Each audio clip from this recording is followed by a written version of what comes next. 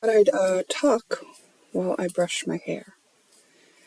I know that some people follow the rule that you're not supposed to brush your hair while it's wet, but that's always been easier for me. And I don't always brush my hair, to be honest. But lately with this humidity, I've had to, because it gets so like big and then it just like tangles just by putting it up. And so anyway, I just for the first time ever listened to Post Malone. And I know I'm late to the party on this. I had seen, I knew of his existence, right? Let's put it that way. I'd seen a little bit of social media about him and his life as a celebrity, not his talent or his music at all. I had not consumed any of that. And the other way I was exposed to him is my daughter-in-law, who is an artist. She made stickers of artists before, like music artists, rap artists. And Post Malone was one of them. It's a really cool sticker, actually.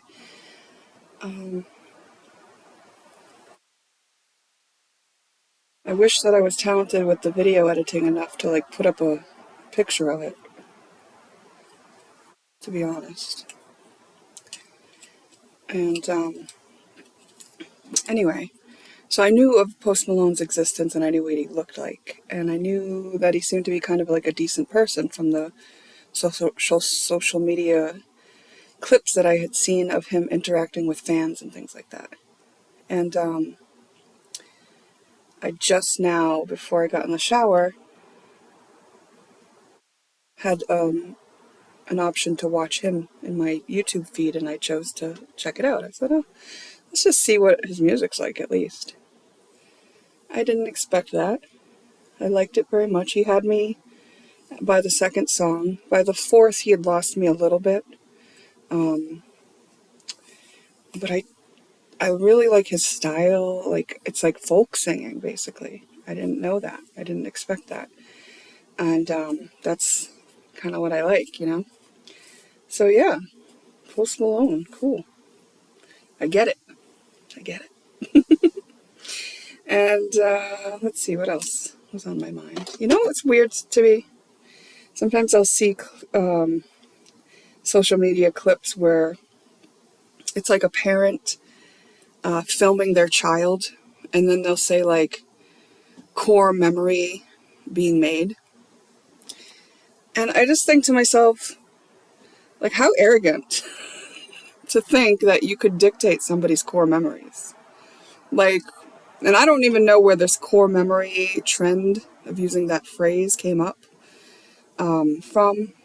But in terms of what I would assume it means, which means like just a memory that you always have, that you always remember. We don't get to dictate that for our kids. We're not like raising little toddlers and being like, this is your core memory. It's like, no, that's not how humans work, guys. That's just weird to me.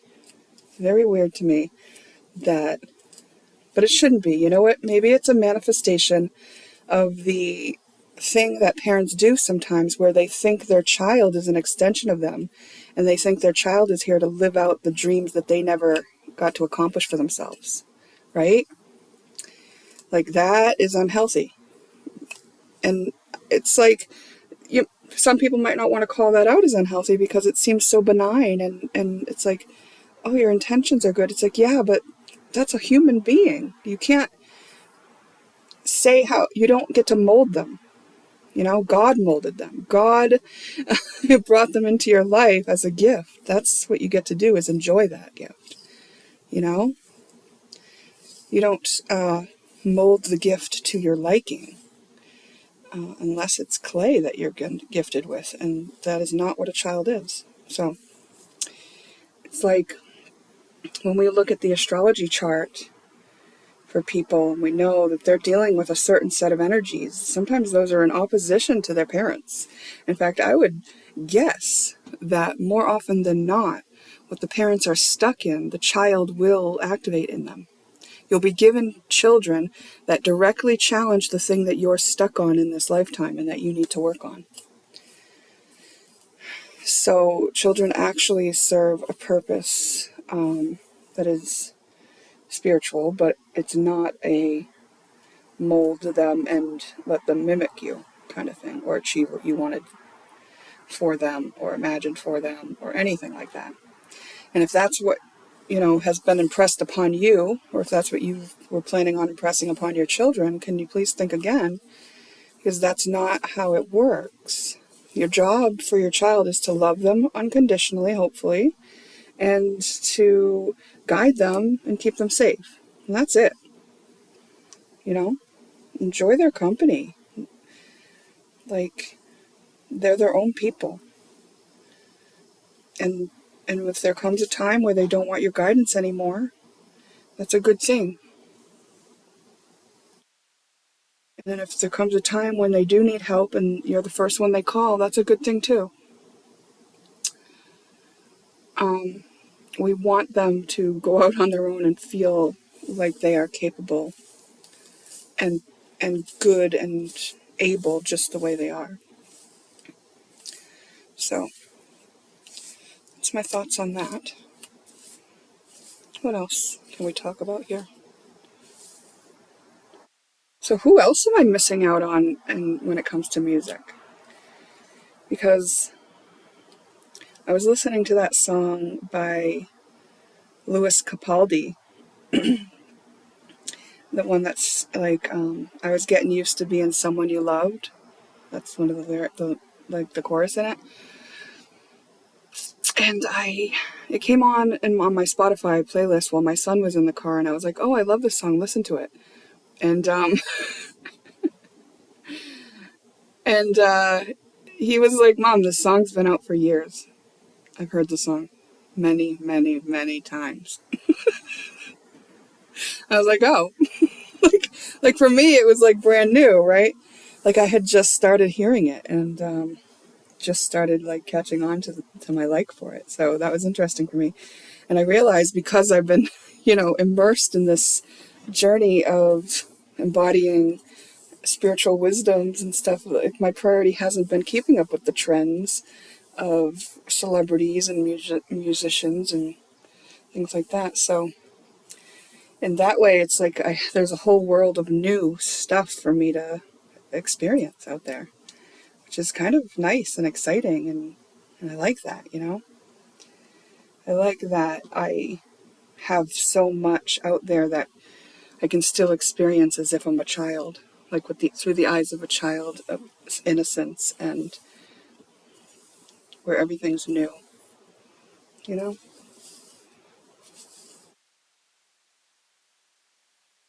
So my hair and nails have been growing quite well since I've added in juice to my diet. So I'm not doing a juice fast yet. I don't know if you've caught on to this, but I've added juice in. And I was just deciding that I was going to finish with the groceries I had on hand and then ease into a juice fast so that my detox wasn't going to be out of control. So that's what I've been doing, and it feels really good. And also I've noticed that my appetite has actually dwindled quite a bit. It's actually like when it comes time to eat the meal that I've said that I would eat in the day, I'm doing it more or less to slow down the detox because the detox can be uncomfortable. So I found that interesting. And I can't usually eat as much as I used to eat as much. Like I would put as much on my plate as I used to, and then I can't finish that much anymore. So that's been interesting too. And I think it's just like my body is thankful for the nutrients and using them well. I don't know why it's prioritizing hair and nails, but it's probably a good thing.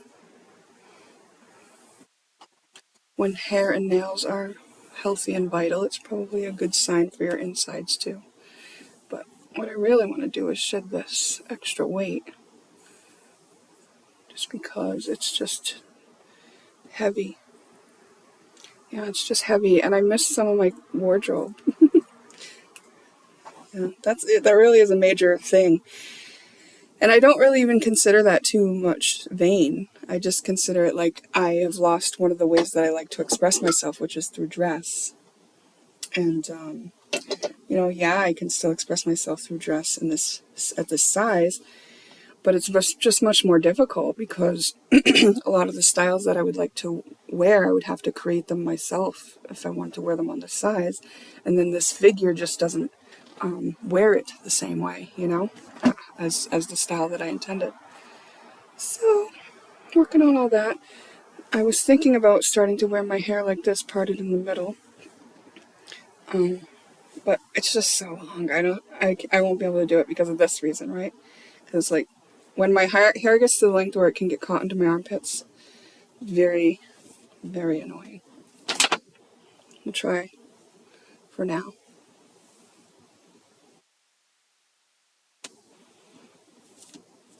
See how it's, like, everywhere? Sorry to be so complainy. I love myself. I love my body. I'm glad my hair is growing nicely and long, and I don't want it to be short. So I'm going to find a way to style it that I can live with. It's not always up in a bun. I like the half up, half down style, where it's like I might start doing that again. And then just kind of put this stuff in the back.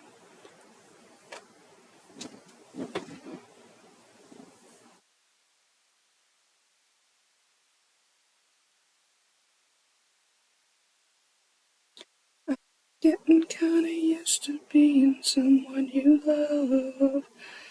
And now the day bleeds into nightfall, and you're not here to get me through it all. I think maybe part of the reason why I like folk singing is because I feel like you can do folk singing without really being able to sing well, Like my voice does better with folk because I don't have a lot of, well, maybe it's because I haven't practiced much, but I don't have a lot of control over my pitch and all that stuff.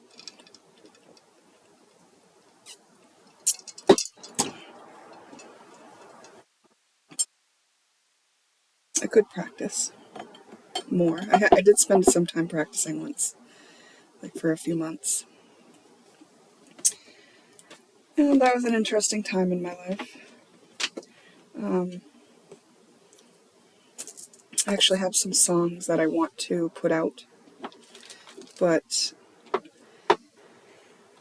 I needed a musician to collaborate with, and I didn't have one. I asked one, and I was really excited because I thought, oh, this is good, this is going to work out, but I think it was just a little bit too real for him. Like, I think he just kind of slipped into another phase of life instead, so it was sort of like a missed opportunity. And that's fine, I just take, that's not the first one I've endured in my life, It's like, this is what life is. You get presented with opportunities, and sometimes people won't meet you there for the opportunity of a collaboration, and then you just move on. Like, what are you going to do, beg them? That's pointless and silly, and it will never work. So, yeah, that's what I've learned to do, is just roll with the punches, And it's not exactly a punch. It can be disappointing, but I just love myself through disappointment. So I thought it was interesting, all the contradiction that I was finding in myself when I was talking about the way that the purpose of my readings, and how I went and faltered back and forth on my readings are for doing the work, and then realizing, oh, my readings are actually also for just informing, sharing knowledge.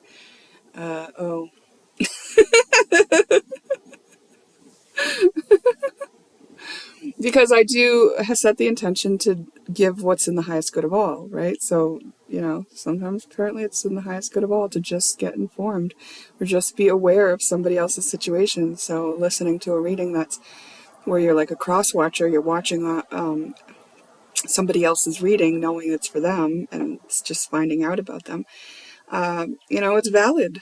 It is valid. So I'll just shut up about what my intentions are. But I think that's the part of me that just wants people to, join me on the journey. Enjoy the good work that we can do together.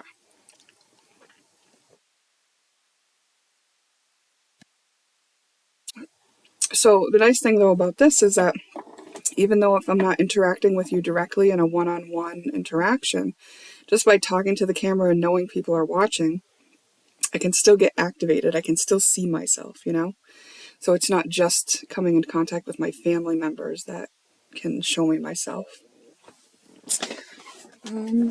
Yeah. When I get to a certain point, I'm going to be okay with like going full in on the detox, and letting myself, go through the discomfort of detoxing a little bit. Because it can sometimes be headaches and stuff as your cells clean out. And sometimes, just like there are times where you got to stay close to the toilet if you're going through like a shedding of the intestinal tract and things like that. There's all kinds of things. And, in the past, my liver condition, my liver flared up, as far as like having to process too many toxins when I was juice fasting. And then I like turned to jaundice and stuff. So that's why I'm conscious of being careful about it and stuff. But also like, that's why I know that I have to like get to a point where I'll implement, colonics. Because if I use coffee enemas, during that stage, then I can get the toxins out quick, because the coffee enema, what it does is it goes to your liver, and then the caffeine in the liver makes it contract in such a way where it expels the toxins and then the enema helps them out rapidly so that they don't reabsorb in your small and large, or in your large intestine, large intestine, small intestine. Which one's the exit one? That must be, I don't know, the colon. So the minerals don't get reabsorbed and they exit right away. That's what the benefit of the coffee enema is. So that's what I do at that stage. Right now I have a lemon and ginger with some honey.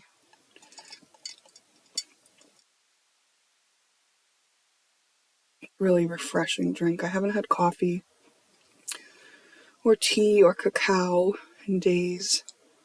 I just haven't felt like it.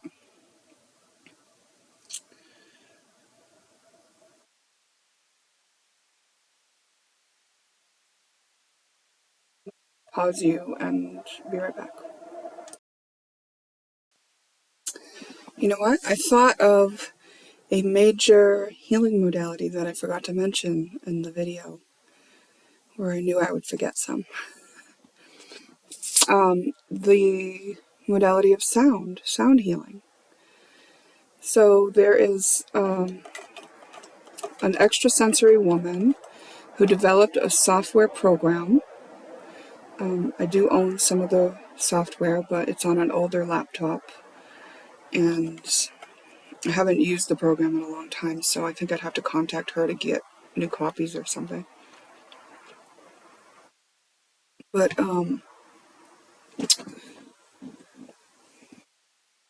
the program uses your voice to analyze what notes may be missing and what frequencies are present. And so, for instance, the muscles program uses the frequencies in your voice to determine if there are any sore muscles and what frequency could be applied in order to alleviate the soreness. And this really worked, like when I tested it out. Of course, I experiment with everything. One of the ways I tested it out was with myself initially, and that was just that I used the vitamins one. There's one on vitamins, so you can see what vitamins you may be deficient in. And I did a printout of my voice and what was present in the frequency of my voice. And then I took all of my supplements, like the vitamins that I had, over the counter, was taking orally daily at the time, and waited 45 minutes and then tested again, and those vitamins showed up. Like, it was pretty cool. Even cannabis showed up in my voice, in the frequency. So it's really a fascinating program, and it just shows that, like, the other part of that is that if it identifies for you what frequency is missing from your voice, from your overall well-being, then you listen to that tone, become attuned to that tone, and you alleviate the issue. There was a program for beauty, like the stuff that would be missing if your beauty was fading, like retinol and I don't know, whatever else. And also PTSD, and also there was one that detected heavy metals. There was also one that can detect lying. I mean, that's like an easy one. I think she offers that one for free. And you can also tell if the lie is a conscious lie or a subconscious lie.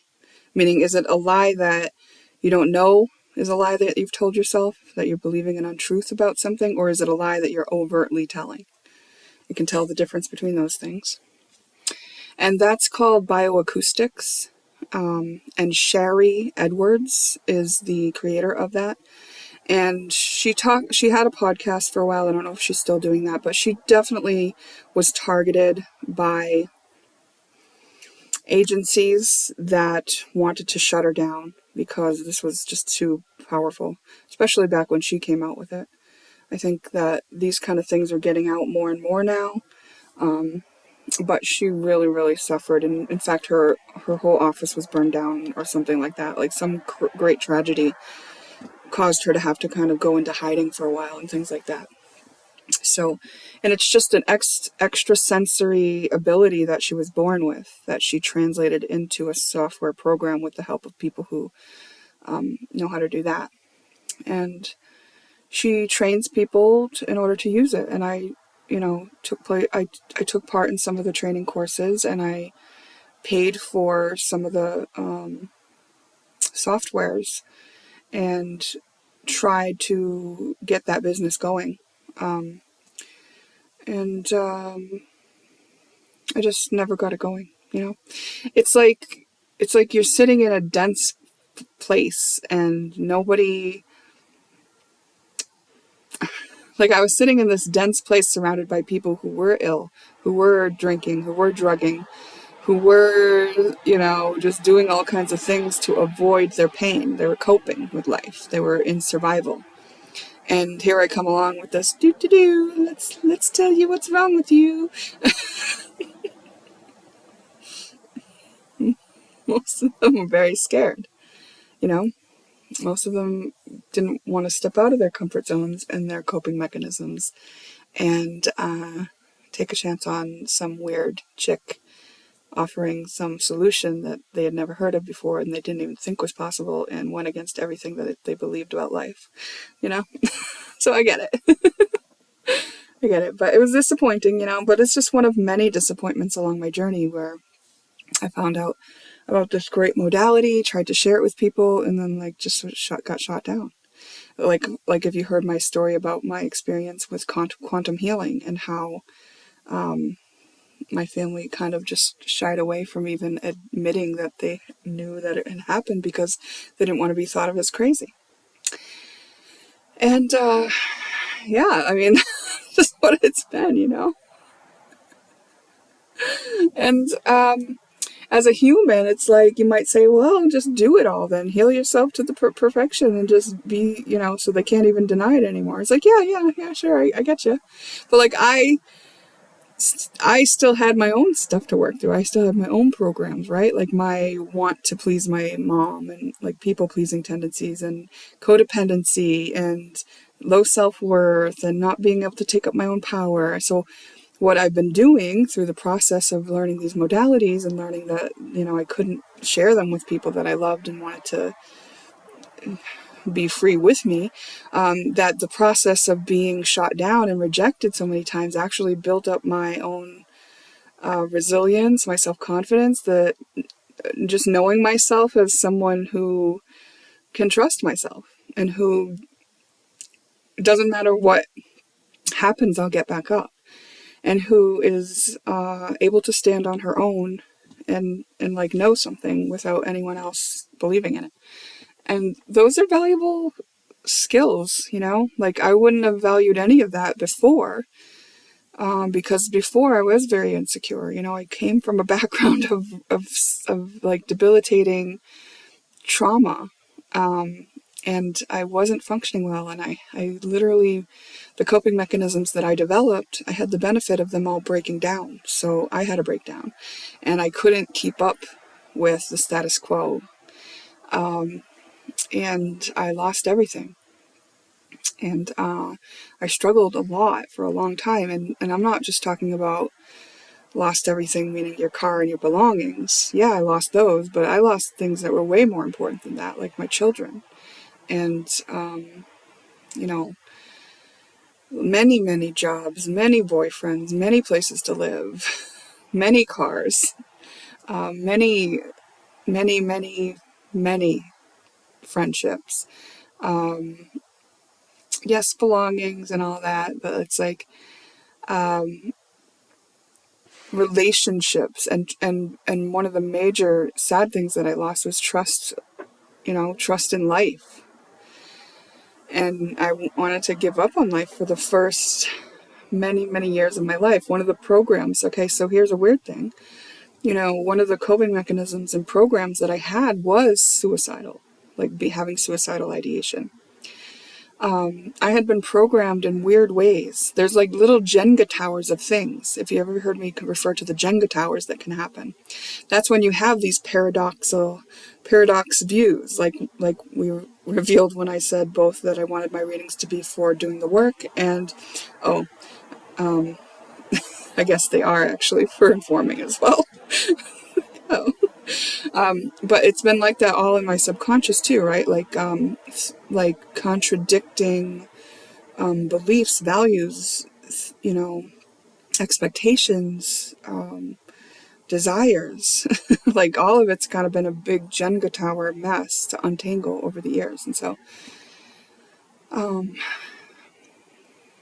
the process has been, just like what it was meant to be. That's what it is. But yeah, some of the things I experienced was the want and desire to share some of the beautiful modalities that I've come across and have found effective and helpful and fascinating and cool, and have not been able to share those. My journey has been predominantly solo. Even when I had a boyfriend, I was on my own. He helped me in physical ways, like sometimes, like if I was without transportation one time, and he helped me buy a vehicle, and I made payments to him and things like that. So, there were practical times and practical needs that I wasn't alone on major things. So, I don't want to say that I've climbed up by my fingernails with absolutely no help, because it's not been like that. I've been alone in the emotional body, but physically in the real world, I would say God, my angels, my ancestors, this has been orchestrated in such a way that I met many earth angels along the way, where things like I just described with my boyfriend helping me purchase a vehicle when it would have seemed impossible. Another time, I didn't have any money and I was homeless, and I was in the living room of my mom's house because, long story short, there were a lot of people in that house that had just moved in, and I was anxious at that time. Like, it was hard for me to be around other people, and I would rather die than like be in the one common room, and that was like the only place that I could be in, right? So anyways, I was really desperate to get out of there and have a place to live instead of being on the couch. And I came across this woman who agreed to show me her apartment when I emailed her, because I couldn't even make phone calls at that time. So it was just so happened that I could email this person. And email this person, set up the arrangement. She's just a kind, gentle soul, and she agrees to let me move in that day. She prorates the rent, so I can move in with very little money, like a couple $100s. She doesn't take a security deposit.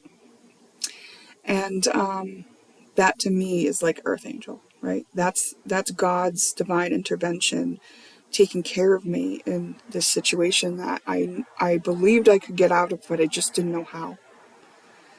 So, I wouldn't have taken the steps if I didn't believe I could get out of it somehow. Like, I wouldn't have emailed her. I wouldn't have looked for ads for apartments, I just took the steps that I was desperate to take, that I was urged to take, and things worked out. And that's just an example of Earth Angels that have helped me along the way in a very physical sense.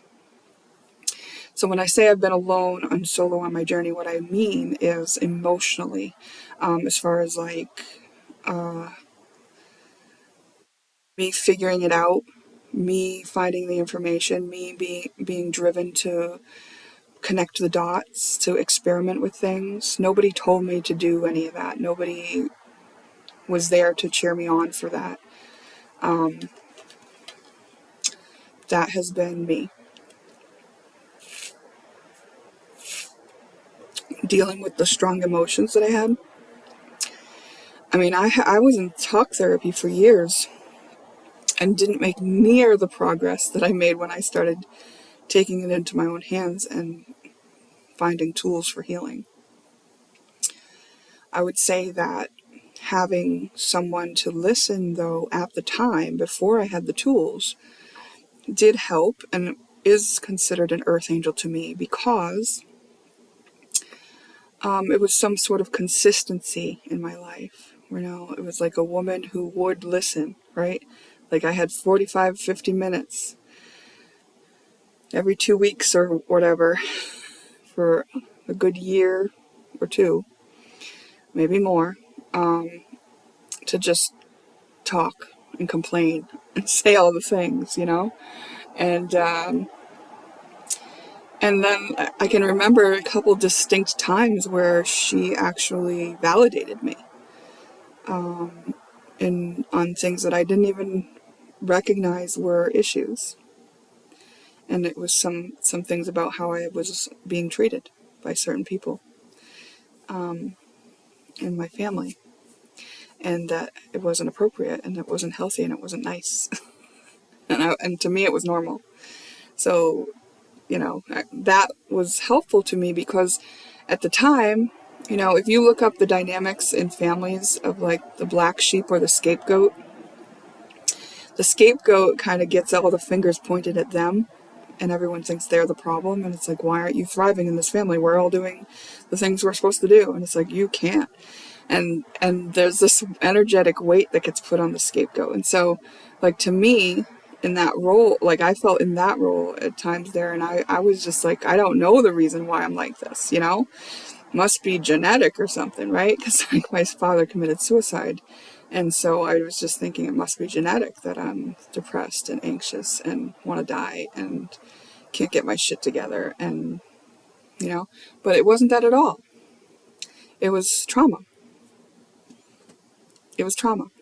That's all it was, because I've untangled it all now. I have cleared it. I've balanced it out. I've understood now. And I didn't take shortcuts. So I have kind of, like I did with my hair here, sorted out all the tangles. So now I know that each part of my hair, I can get my fingers through, and that's what it was like with my energy and the trauma and sorting. I sorted out my trauma, so now things can flow again. And now that's not like the role I'm in anymore, right? Like now I don't look, it doesn't matter what they think about me. I know that I'm not like the problem. Sure, I've been the problem at times if you wanted to look at it in terms of that meme that talks about like it's me, I'm the problem. It's like yeah, I've had to admit that, and I'll still admit that when I find that's true. But as well as that, it's also true that those problems that I was participating in also served me in some way. Every single one of them served me in some way. You know, maybe I learned something. Maybe it was the mode of transportation that I used to get this far, or like when I've come into balance on the energies of what I've been through, it's not that I've jumped from one side of the pendulum to the other and now I'm in the other extreme. It's not like I'm hating on that side. It's like I have this respect for both things. Both things are true. And adapting isn't the same thing as healing. And in a lot of places I had adapted before I healed. So I understand what it's like to be on one side of the view and then to swing to the other.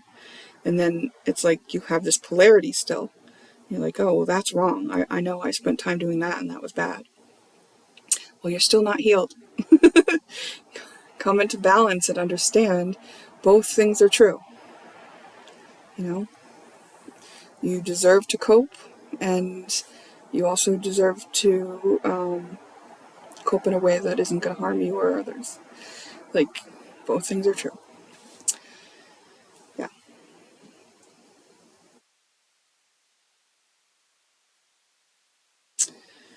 There are some things about the journey and life that I'm not clear on. Like, I don't know.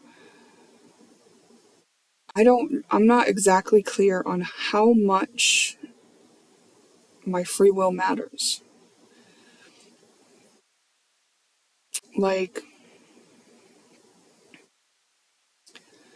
I haven't gotten to the point where things that I want are in my life yet. But I'm not focused on that either, right? Like, there are wishes that I created for my life, and then, like, I knew that I had work to do to line up with it. And right now, I'm at the place where I'm just, like, being grateful for the things that I do have.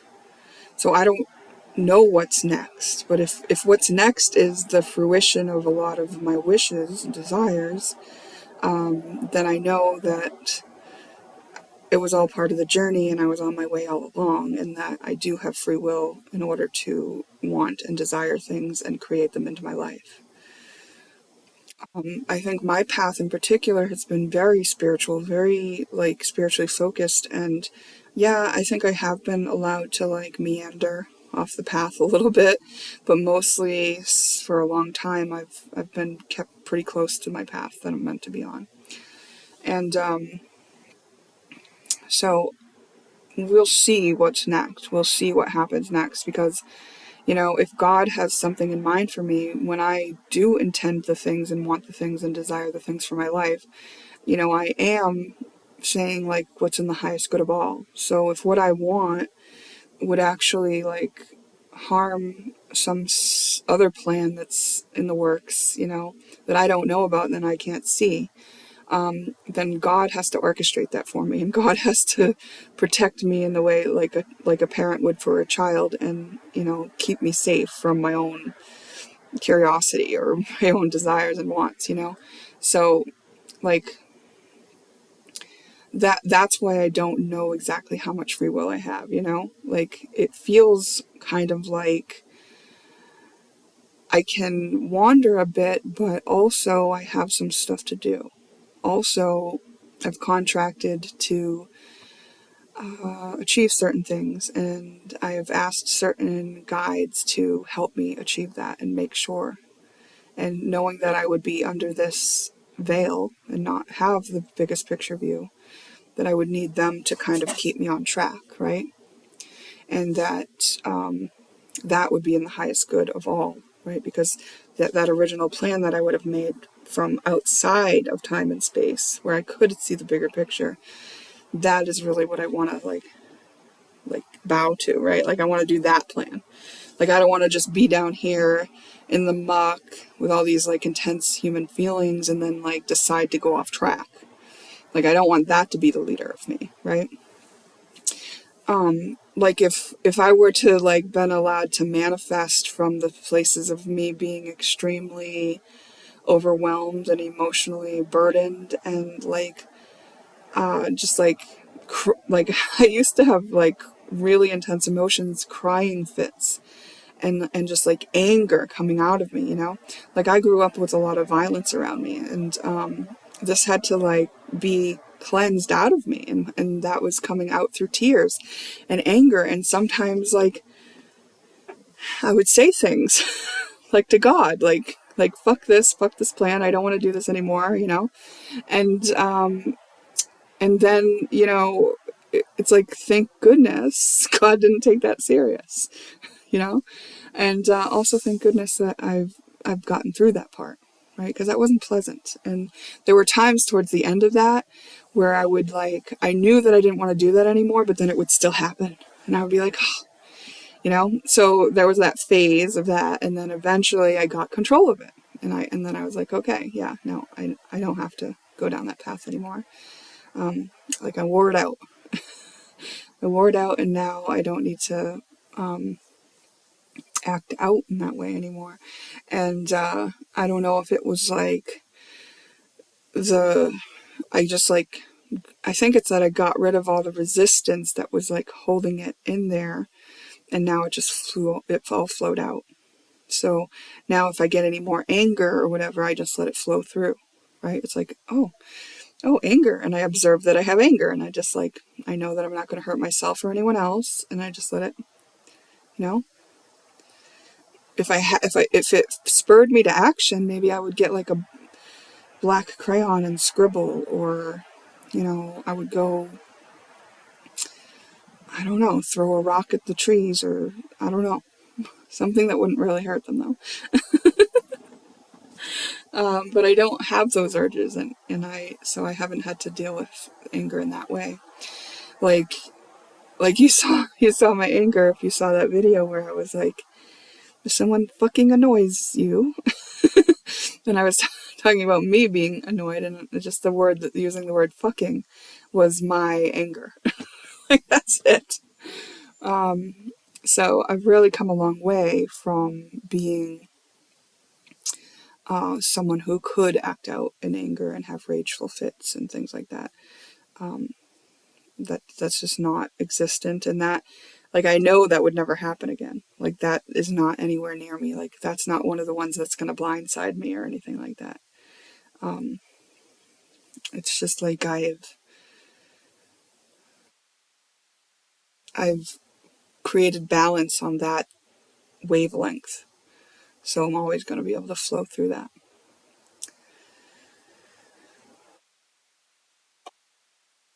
We've been talking for a while, huh? Saying a lot about nothing, 'cause there's nothing on my mind.